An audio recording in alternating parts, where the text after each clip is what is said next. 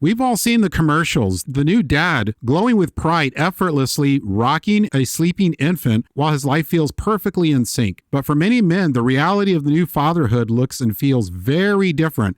Instead of a glow, there's a fog. Instead of instant connection, there's a crushing sense of isolation, irritability, or the feeling that you're failing a test that you didn't even know you were taking. In our culture, we expect dads to be the rock. We are told to man up, to support the mother, to bury our own struggles under the weight of provision. But the data tells us a different story. 1 in 10 fathers will experience paternal postpartum depression. And yet, because it often shows up as anger or withdrawal rather than sadness, it goes undiagnosed and untreated. If you've been feeling like a stranger in your own home, or if the joy you expected has been replaced by a heavy, silent struggle, this episode is for you. You aren't a bad dad, and you aren't weak. You are navigating a massive neurological, hormonal, and lifestyle shift that no one warned you about. There is hope, and there are answers in just a moment, so don't go anywhere. This program is made possible by financial support from Smile Online Course and Books. Smile Online offers online courses for teens and young adults designed to help them master social and career skills. Subject matter includes customer service skills, job interviewing, electronic etiquette, and managing stress. More information is available at thefatherhoodchallenge.com. That's thefatherhoodchallenge.com. Welcome to the Fatherhood Challenge, a movement to awaken and inspire fathers everywhere to take great pride in their role and to challenge society to understand how important fathers are to the stability and culture of their family's environment. Now, here's your host, Jonathan Guerrero. Greetings, everyone. Thank you so much for joining me in this episode called The Silent Crisis. I have two guests with me. My wife, Dr. Shoshannah Guerrero, who has her PhD in marriage and family therapy, and Dr. Rachael Schmitz, the sole author of her first publication within the American Journal of Nursing on her dissertation work, The Lived Experience of Fathers with Paternal Postpartum Depression. Welcome to the Fatherhood Challenge. Thank you. Oh, thanks so much. Rachel, let's start with you. You've noted that for men, depression is often, it looks like a short fuse sometimes. Why does the male brain often funnel emotional pain into irritability or rage? And how can a dad tell the difference between new parent stress and clinical postpartum depression? So for fathers, they don't often manifest in the ways that we think about when we think about depression. Most people, when you talk to them about depression, they think about sadness, crying, a lot of those very typical depressive type symptoms. In fathers, they can manifest in very different ways, like you said. The reason behind that, I found in my study, was that a lot of the men felt very isolated. They felt very confused. They felt very frustrated by the transition. They didn't really feel prepared. A lot of them felt very helpless. So a lot of different things happening at the same time, causing a lot of those different symptoms. And for some of the fathers in particular, they identified the depression because they were so irritable, or they started being very angry in situations that would not normally make them very angry. They basically recognized this even in themselves. They could tell when those symptoms were coming on.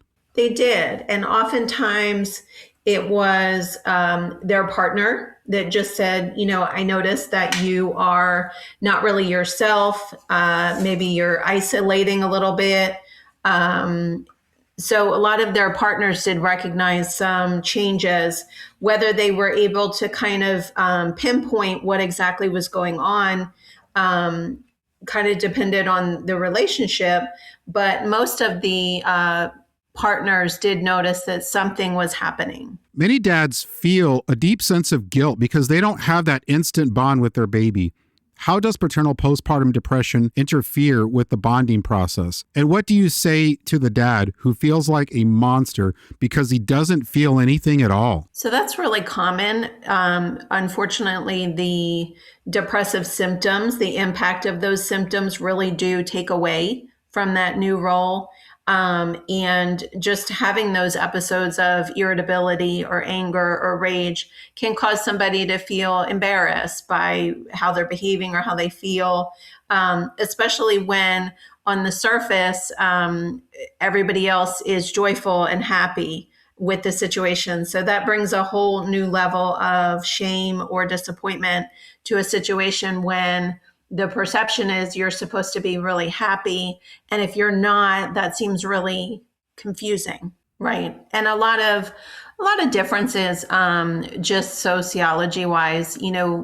Girls are raised to have baby dolls that they kind of carry around. They change them, they feed them.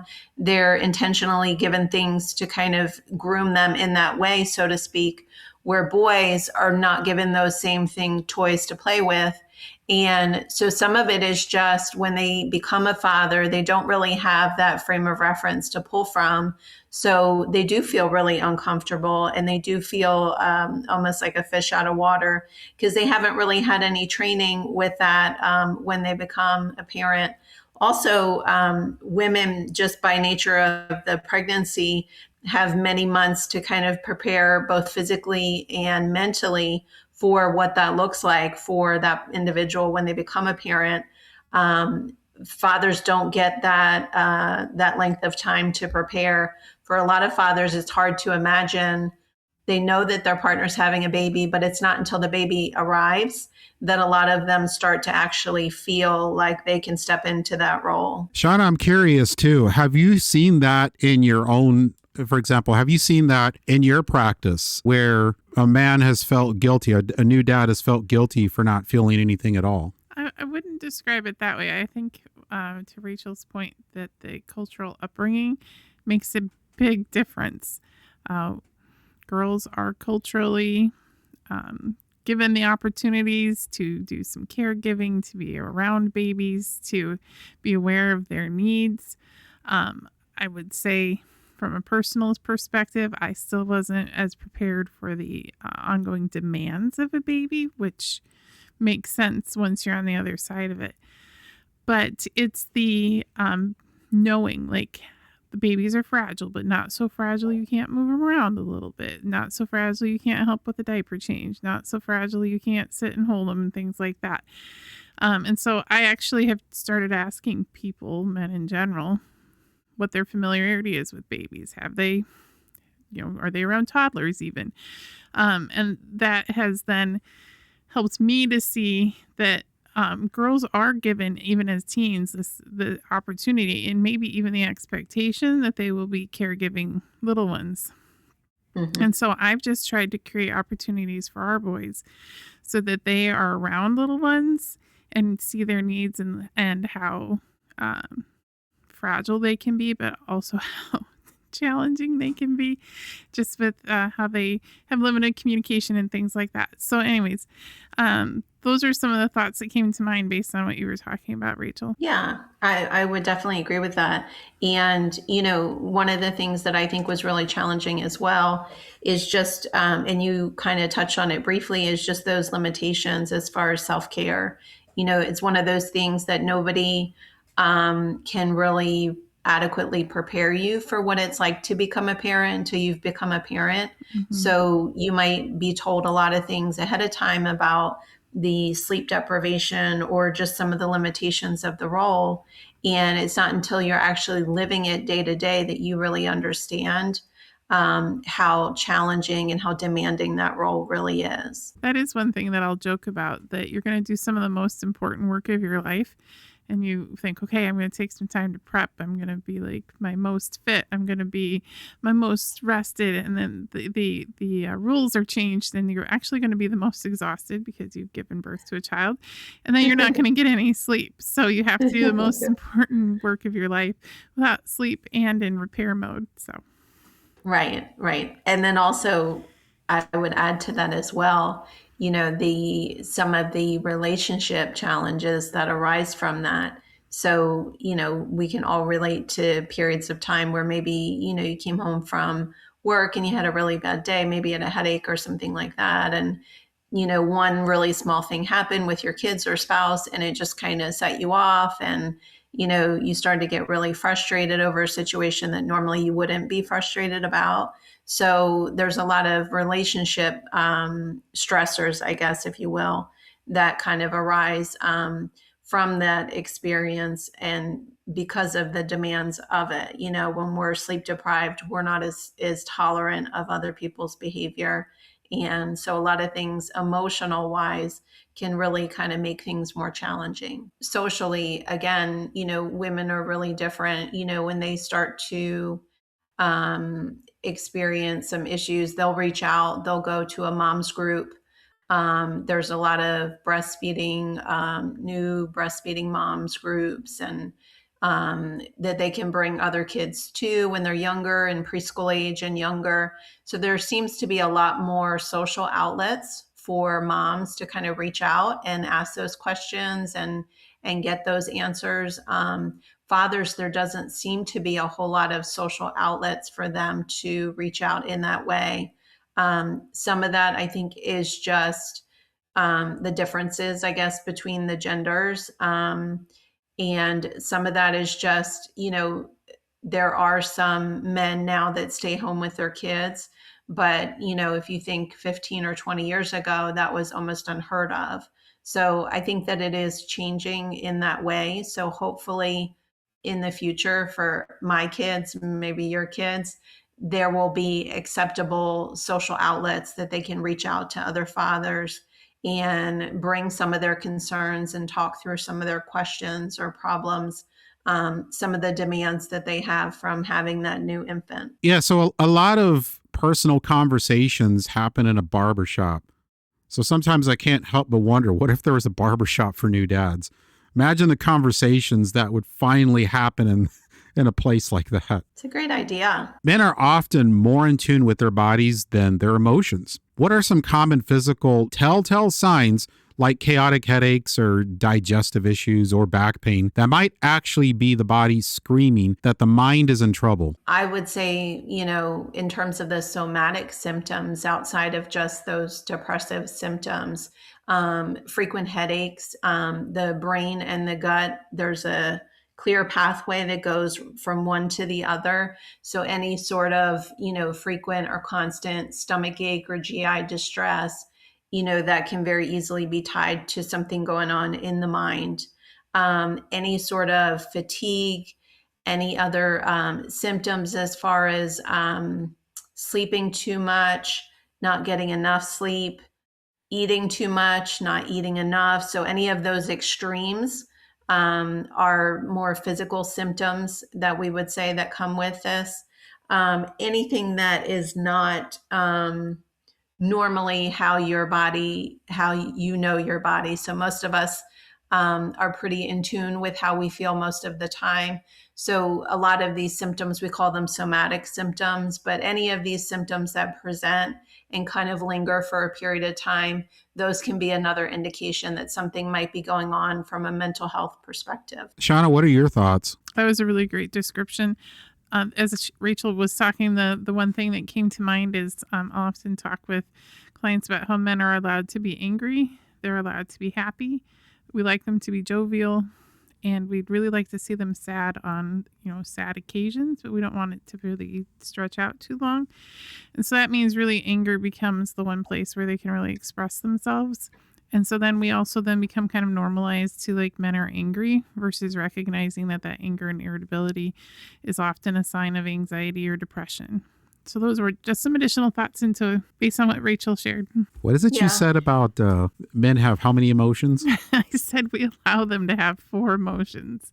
Culturally, we were okay with men having 4 emotions. And so a lot of work I do is like, how can we expand your emotional vocabulary to be able to communicate what you're experiencing? One of the more, and you kind of touched on it just now about the acceptable ways of an emotion for them would be the anger. So that's where in my study that I found that some of the fathers would have some risk-taking behavior. And that was kind of an attempt to kind of cope with some of those emotions that they were experiencing.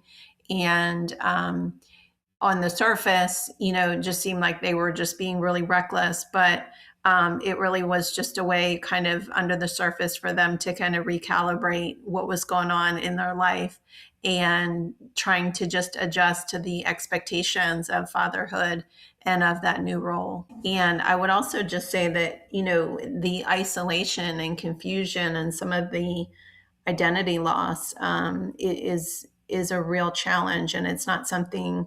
It's kind of ironic. Women are kind of pulled into the care and into that social environment to assess how they're doing and kind of evaluate it. Men are kind of pushed away from that framework in a medical sense. And they're just kind of, the message is just regulate it yourself, kind of figure it out on your own, which for a lot of things, it seems that a lot of fathers kind of prefer that way, that they kind of manage things on their own and they figure it out. But when it comes to this particular thing, it's not something often that you can just figure out on your own. It's much more effective to have some support. Okay, I've been waiting to ask you both this question. We talk about baby brain for moms, but men's hormones change significantly after a birth as well. Can you walk us through the drop in testosterone and the rise in cortisol that can leave men feeling off their game? Right. So a lot of this people are more familiar with as an age-related decline. It's more of the common. So, once you hit 30, 35, that testosterone level starts to kind of drop a little bit minimally. And then by 40s and 50s, most men kind of notice it. It's obviously a lot more significant by age 60. Some of those symptoms are having less energy, feeling fatigued, having some increased abdominal fat, maybe trouble sleeping, low libido, that brain fog, like you mentioned. So a lot of those changes kind of happen naturally. Obviously, there's lots that men can do to kind of address that. If there's issues with sleep, they can, prioritize their sleep, work to kind of make their lifestyle a lot more active. Nutrition wise, there's a lot of things that they can stay away from. So staying away from those processed or ultra processed foods, minimizing or decreasing alcohol intake, making sure that your vitamin D levels are in a good range. And then a lot of men now they'll start to just do a replacement like women did, the hormone replacement. So they'll start replacing that with just testosterone. So cortisol is your stress hormone. It's produced from the adrenal glands, which sit just on top of the kidneys. It follows a normal circadian rhythm. So if you have a normal sleep-wake cycle, that can be normal. But in a new dad that maybe has some sudden event like becoming a father, you can have some pretty abrupt changes with your normal cortisol levels. So for most people, they are really high in the morning, and then it kind of gradually declines as you go through the day. That's normal. And that's necessary for you to sleep well and all of those things. But when you have some sort of chronic stress situation, which I would liken to becoming a new dad, you can have those cortisol levels that are chronically high. And that can actually cause fatigue, the brain fog. It can affect your motivation. Definitely impacts your ability to sleep. So even though you could be very tired, you might have a very hard time falling asleep. Some of that could actually be from some of the depression. So you kind of start down a rabbit hole, so to speak, where you're starting to think about one thing and then it kind of jumps to something else. And then before you know it, it's an hour and a half later and you're still just lying in bed trying to fall asleep. Shauna, from a mental health standpoint, if a dad's really battling some of the symptoms from this and it's just wreaking havoc in his home life, wreaking havoc in his marriage, what do you tell a dad like that? So Rachael gave a really great description of the biological impact of what's happening. And I think that it's helpful to put that in the context of what that looks like in your daily life. If you've had this really lovely time with your partner leading up to having this baby and everything just feels so wonderful and you're able to run your own schedule and you go to work and you go to the gym and you go to grocery shop, your life has this lovely routine to it, and it's one you've created with your partner. It just is like the best feeling. Like, and if you've had this for 2, 3, 4, 5 years together, it just can feel really great. And then if you think about this, you add this little person into this who sleeps in 90-minute to 3-hour segments at a time, who's crying constantly, demanding attention. Is it a diaper change? Is it hungry? Is it hurting? Is it cold? Is it hot? Does it need something? Does it need to be walked? It wants to be walked all the time. So if you think about that, that's little adrenaline surges all the time that's happening. And then you add in, well, something at work didn't go right, or the partner snapped at me because they're tired and didn't sleep well. So now you add additional adrenaline surges. So what you've done is you've just created this environment that is put the couple, the dad, into fight flight. He doesn't know what he's doing right. He doesn't know what he's doing wrong. He's confused most of the time. And that's actually a really great setup for anybody to experience depression. When a man's in the thick of PPPD, he often lacks the vocabulary to explain his pain. What are the 3 starter phrases a dad can use to tell his partner that he's struggling without feeling like he's burdening her further? Probably my most preferred way is just to kind of not make the assumption that because he's a new dad, that everything is going well.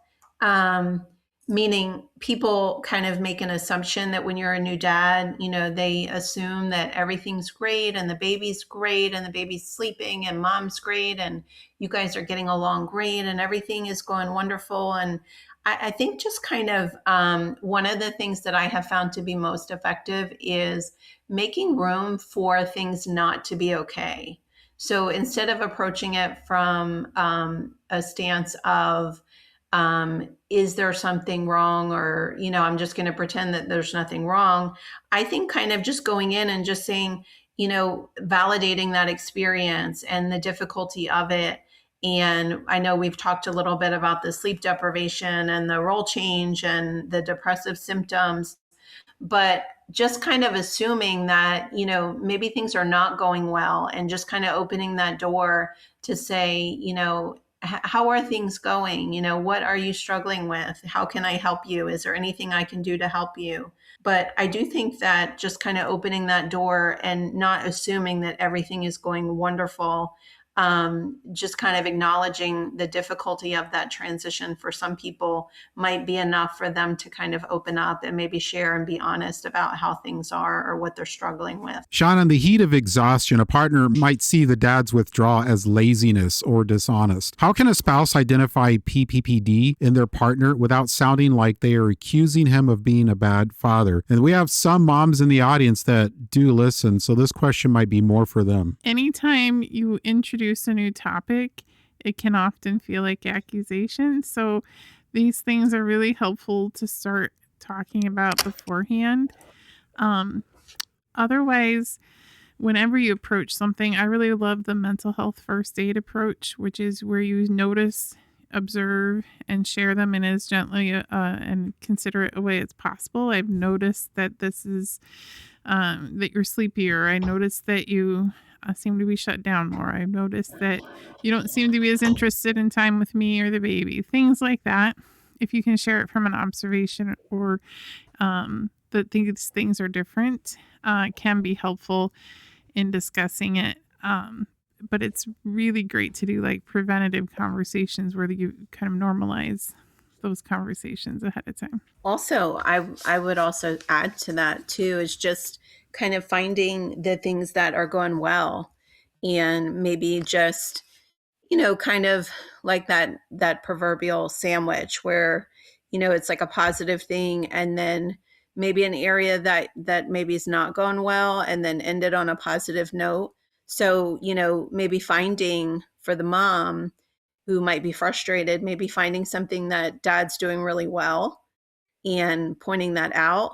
And then maybe just saying, it would be very easy or it would make my life a lot easier if you were able to get up, once in the middle of the night to help me with the 2 a.m. feed, or finding ways as a couple to try to work through the situation together. I would say that would be probably optimal. Shauna, what would you tell somebody that's sitting in your office needing help with this? The thought came to mind that most often, if a parent has anxiety or depression, eventually a child will end up getting some sort of treatment for some type of mental health disorder.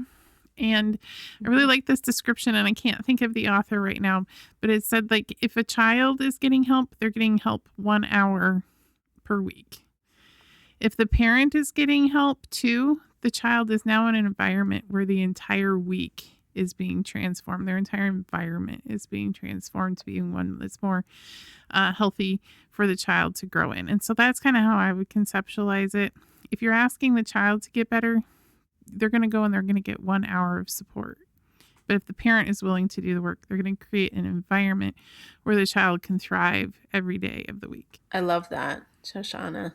And also, it kind of, as a parent, it's one of those things that, when that child gets older, that's something that you can kind of bring to that conversation later, much later when they're old enough to understand that. And really, I can't think of a more powerful example of growth is for a father to say, hey, I struggled with this and, I got some assistance and it really helped me. That really takes a lot of the shame away from this issue, which, mental health and shame seem to coexist, but it kind of takes a lot of the power, I guess, away from that. If you had a dad that's brave enough to say, I struggled with this and I got some help, what a wonderful lesson for your child someday. How can parents listening reach out to both of you with any questions or helpful resources? So I currently teach at Coastal Carolina University, and anybody that wanted to talk to me more, learn a little bit more about the research that I'm doing, I can be reached at Schmitz at coastal.edu. And I'm Shoshannah Guerrero. I have a private practice, and you can reach me at sguerrero.lmft@gmail.com. And just to make things easier, if you go to thefatherhoodchallenge.com, that's thefatherhoodchallenge.com. If you go to this episode and you are looking for the episode title, The Silent Crisis, look for that episode title. Go right below the episode description, and I'm going to have all of the links posted right there for your convenience. A huge thank you to Dr. Rachael Schmitz and Dr. Shoshannah Guerrero for their expertise and for giving us the vocabulary to talk about the unspoken heavy lift of fatherhood. For those listening to this episode over radio, if you want to find it so you can listen or share it with others, you can visit thefatherhoodchallenge.com. That's thefatherhoodchallenge.com. Look for the episode called The Silent Crisis, or you can find it on Spotify, Apple Podcasts, or any other major podcast listening app. Until next time, take a deep breath, give yourself some grace, and remember, the strongest thing you can do is turn towards the light. We'll see you in the next episode. Thank you for listening to this episode of the Fatherhood Challenge.